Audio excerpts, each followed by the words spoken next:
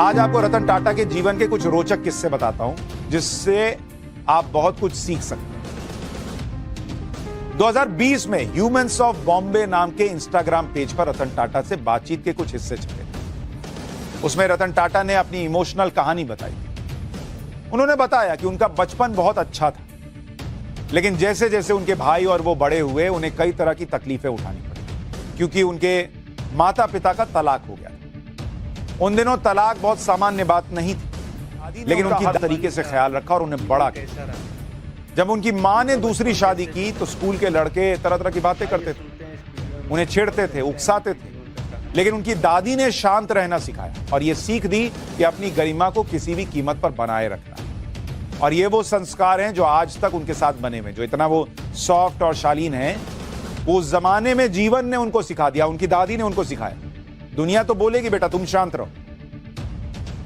रतन टाटा ने इसी में यह भी बताया था कि कैसे पिता के साथ उनके मतभेद थे। रतन टाटा ने कहा था कि वो वायलिन सीखना चाहते थे, लेकिन उनके पिता चाहते थे कि वो पियानो सीखें। रतन टाटा अमेरिका में पढ़ना चाहते थे, उनके पिता चाहते थे कि वो इंग्लैंड में ही पढ़ाई करें। रतन टाटा आर्किटेक्ट बनना चाहते थे, लेकिन उनके पिता चाहते थे कि वो इंजीनियर बने। रतन टाटा ने बताया कि उनकी दादी ना होती तो वो अमेरिका के कॉर्नेल यूनिवर्सिटी में पढ़ाई के लिए नहीं जा पाते। अमेरिका में रतन टाटा ने मैकेनिकल इंजीनियरिंग के कोर्स में एडमिशन लिया जो उनके पिता चाहते थे, लेकिन बाद में उन्होंने सब्जेक्ट बदल दिया और आर्किटेक्ट की डिग्री लेकर निकले। इससे उनके पिता बहुत नाराज थे, लेकिन आखिरकार रतन टाटा ने जो चाहा वही किया। रतन टाटा ने बताया कि उनकी दादी ने सिखाया था कि किसी बात को कहने की हिम्मत सिर्फ आक्रामक तरीके से नहीं, सरलता से, सम्मानित तरीके से और मृदुभाषी होकर भी कही जा सकती है बातें। तो जिनको ऐसा लगता है कि मेरे ही माँ बाप मुझे टोकते हैं, मैं जो चाहता हूं वो नहीं करने देते, रतन टाटा के पिताजी भी अलग सोचते थे और रतन टाटा दूसरी दिशा में सोचते थे। तो बड़ों के साथ ये हो चुका। अमेरिका में कॉलेज की पढ़ाई करने के बाद रतन टाटा ने वहीं लॉस एंजलिस में नौकरी भी शुरू कर दी और यहीं पर उन्हें प्यार हुआ और करीब करीब शादी तक मामला पहुंच गया। रतन टाटा ने अपनी लाइफ का यह दिलचस्प किस्सा भी बताया। उन्होंने बताया था कि एलए लॉस एंजलिस की आर्किटेक्चर फर्म में उन्होंने करीब 2 साल काम किया। वहां का मौसम शानदार था, उन्हें अपनी नौकरी बहुत पसंद थी, उनके पास अब अपनी गाड़ी हो चुकी थी और इसी दौरान लॉस एंजलिस में उन्हें प्यार हुआ और करीब करीब शादी तक बात पहुंच गई, लेकिन हुई नहीं। हुआ क्या कि उन्हें टेम्पररी भारत लौटने का फैसला करना पड़ा क्योंकि उनकी दादी पिछले 7 साल से बीमार थी और उनकी तबीयत बिगड़ रही। रतन टाटा ने सोचा कि जब वो भारत लौटेंगे तो उनके साथ वो लड़की भी भारत आ जाएगी जिससे वो शादी करना चाहते हैं। लेकिन उस वक्त 1962 के भारत चीन युद्ध की वजह से लड़की के माता पिता इस बात के लिए तैयार नहीं थे कि वो लड़की भारत आए और इस वजह से उनकी शादी की बात वहीं पर खत्म हो गई।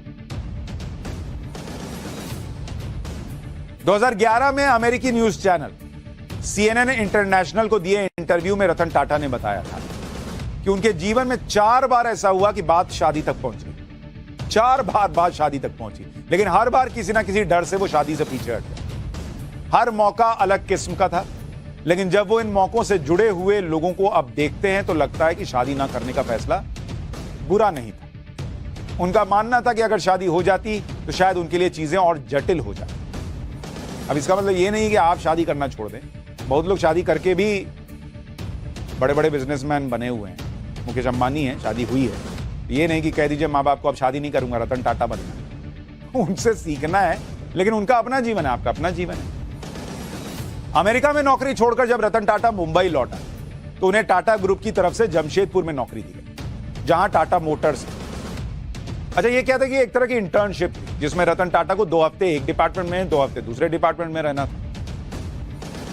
लेकिन ये बेकार का काम था क्योंकि वहां रतन टाटा से कोई कुछ कहता तो था नहीं कि करना क्या है। सबको लगता था कि बॉस का बेटा है, इसको क्या बोले। रतन टाटा ने 6 महीने तो इसी कोशिश में निकाल दिए कि वो वहां खुद को कुछ काम का साबित कर सकें। इसके बाद रतन टाटा को टाटा स्टील में लगा दिया गया, जहां उन्हें जो काम दिया गया था वो रोचक लगा।